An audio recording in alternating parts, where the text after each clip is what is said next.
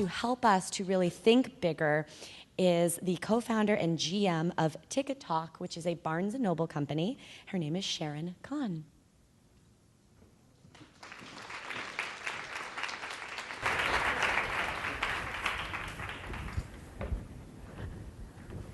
All right. How is everyone? All right, stand up. Let's breathe. You know, we need to think big, right? All right. So let's begin. So before I start, I just want to share with you. You can sit down, by the way. I want to share with you a little bit about myself. I came here 14 years ago. I started a subsidiary that I thought would go out of business after a year. And this company was sold to Oracle. And then I continued as a president of a company that we sold to SSA Global, which is now Innovar. And from there, I was a CEO of a company that was sold to Microsoft. And then I got pregnant. And that was it for me, out of business. So I went to MIT University, to the kindergarten lab, to look for something to do. And I met a great team. And together we established Tikatok, which is it's a website for kids to publish their stories and print that in hardcover, to download it in digital format. We were running with this for 22 months, and we were acquired by Barnes & Noble. So you must be thinking that I know how to think big. Well, actually, I don't. I'm still trying to figure out what it is. So the reason that I'm here is that I want to know why men really run the world, right? And the numbers say it clearly. 190 head of states, 9 are women. Out of all the parliament's members in the world, 13% are women. 15 companies out of Fortune 500 led by women. Did you know that 41% of small businesses owned by women? But only 3 to 5% get venture capital. So why is that? Why one person can build a big business, a billion-dollar business, while the other one is going to build a small business? And I have a theory. I think this is really start in a very early stage of the game, when you're still searching for your idea, when you're still trying to craft what this is going to be. So I want to talk about that today, because I think that people don't pay attention enough to this time of this part of the business. They really jump to the business plan. So I don't want to talk about a business plan today. I don't want to talk about how to raise more money versus less money, what should be your go-to-market strategy. I want to talk about 3 things.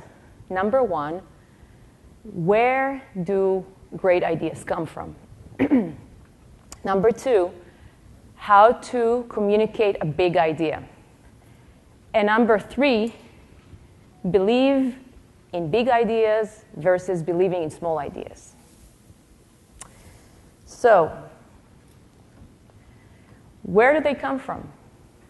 So, you know, I would think that I can just plan a business meeting in the conference with a couple of my smart people, and we'll just block the day, and we'll think about the next big idea for Barnes & Noble. Or, you know, maybe one of us will have an epiphany, right? Or a light bulb moment where they can come with a big idea. But quite frankly, that doesn't really happen. Big ideas, they look like more like this. We heard Marissa Myers from Google on Sunday night saying that ideas can come from everywhere. And that is so true. We as human beings, we are a network of ideas. Now, I might have a very good idea, but you might have a better idea for me. And if we exchange ideas, we can build a much bigger vision, right? So think about it, that idea is not a single thing. And we need to get feedback. We need feedback from our friends. We need feedback from our family. We need feedback from our customers. And it's okay to take ideas that you heard. It's absolutely fine. And stitch them together. This is what innovation is all about. So, none of the companies that I was involved was a light bulb moment. It was really a process. So, Marissa Myers also mentioned the acquisition of Motorola, right? Why is that? Because Google, in order to think about the next big ideas, they need a platform, right? So together, they can create much bigger ideas. So, you know, I hear a lot of people talking about protecting ideas. I think we need to change the conversation to connecting ideas. So I really urge you to change your office to something that looks like that. And then you need to create your mission statement. Now, you don't do that for a business plan. We're not there, remember. We're still thinking about what a big idea looks like, right? This is for you. And I'll give you an example. Let's take Facebook. Mark Zuckerberg, when he started his business, what did he do? He connected students in Harvard School. So here is my mission statement. Facebook connect students in Harvard School. That's what he did. Well, that's a very small business, right? This is the one that is not going to get funded. Instead, from day one, what he said was, Facebook connects people. Now, don't confuse that with the execution plan. You may not get there tomorrow. You may not get there next year. Maybe not even in 3 years. But what it shows you is how big idea you have, how far you can take that, right? And I meet many entrepreneurs that limit themselves from day one with a very limited mission statement. So now the question is how to connect, how to communicate your ideas. And since we are in California, I thought that's a great picture. So I'm going to focus on a couple of things on this picture. And there's a lot of theories about how to communicate. But when you start and talk about your ideas, you need to think about that we are people and we communicate different. Some of us feel very comfortable to communicate with the head. We tend to be more analytical. We want to see the numbers. We think before we act. You know, those are the people that really need to validate their idea before they go out and test that, right? So that's one type, the analytical people. The other type of people that communicate big ideas are what we call the heart people. They're very passionate about their idea. They tend to share a personal story or relate to other stories. And they get emotional when their idea is rejected. And by the way, all of those communicators are perfectly fine. You just have to know that we're different. The third type, and you see we're getting farther away from the head, is the gut people. Those are the ones that say, I know that this idea will be big. I can't tell you how, I just feel it, and I know that, right? And they have the instinct. They use their instinct, and they know what they're doing.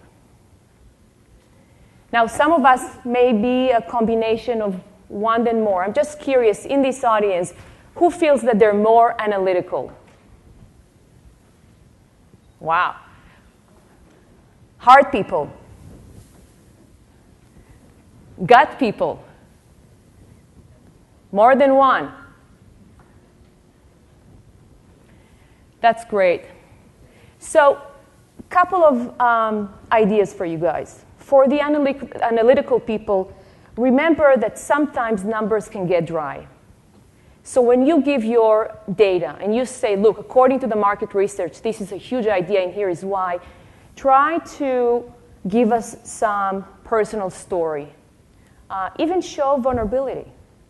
It helps. For the heart people, which I feel very close to because I'm one, we are the one that about to throw up when we get on the stage. You can imagine what I'm going through right now. Seriously.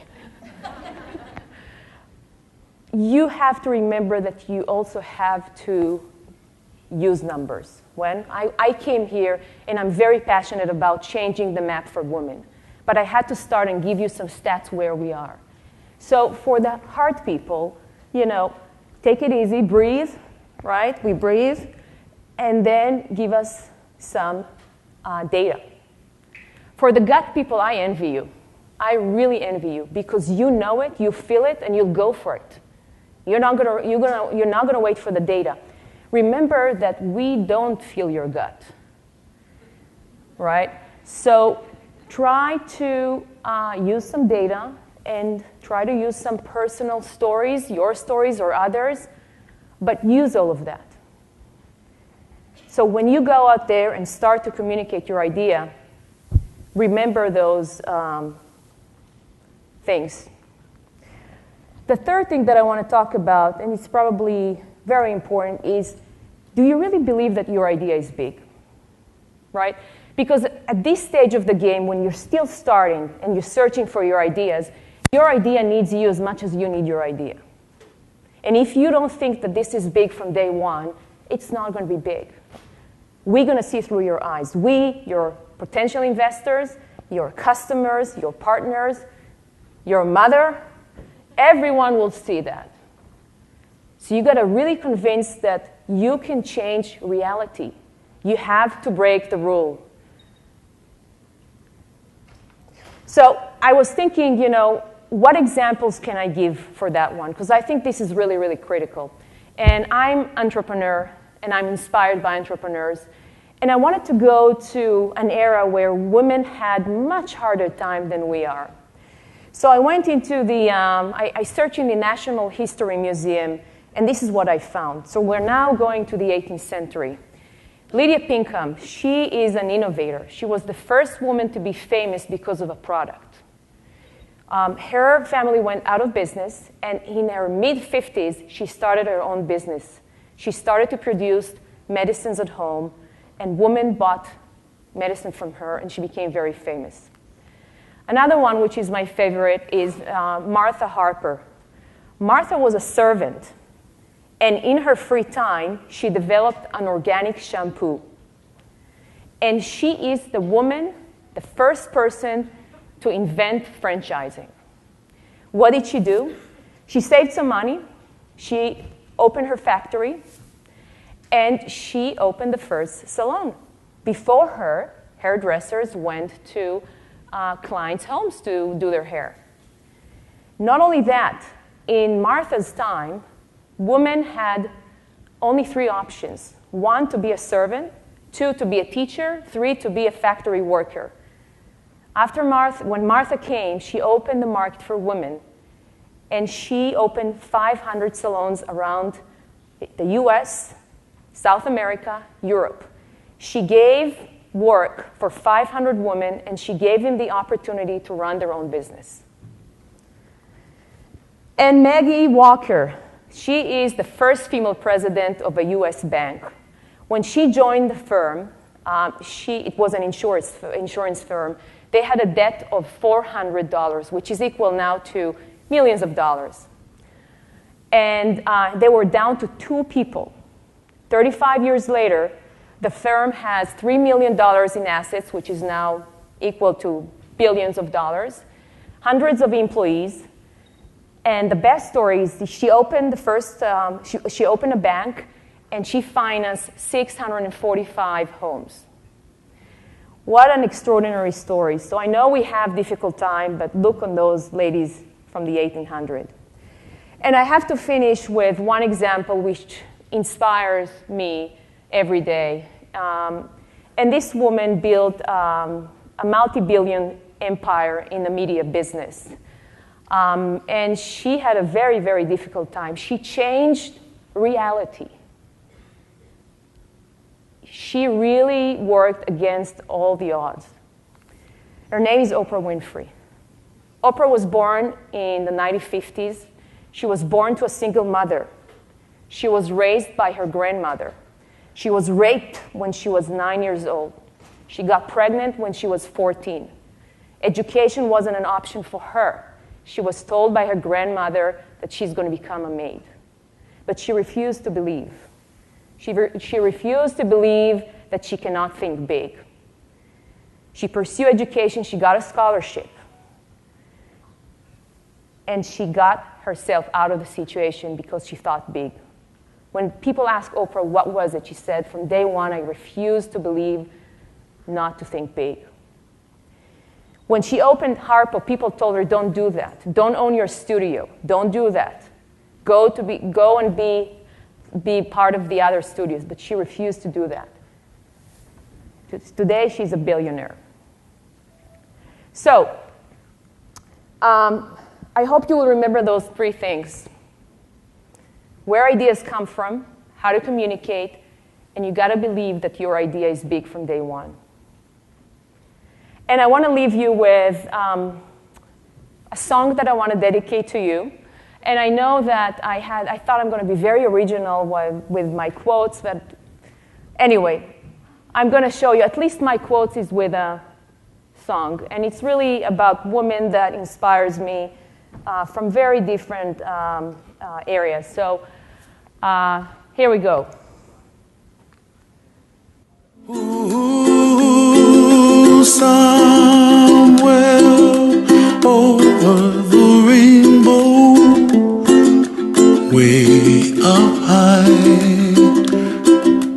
and the dreams that you dream of once in a lullaby.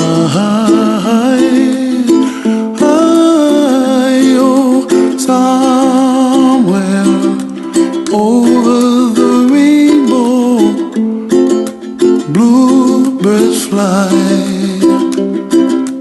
and the dreams that you dream of, dreams really do come true. Ooh, someday you wish upon a star, wake up where the clouds are far behind me, where trouble melts like lemon drops high above the chimney top. That's where you find me, oh, somewhere over the rainbow, bluebirds fly, and the dream that you dare to, oh why can't I? Oh, someday I wish upon. All right, guys, thank you.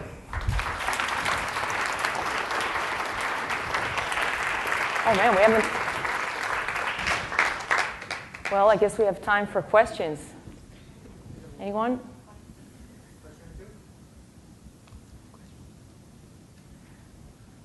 Yes.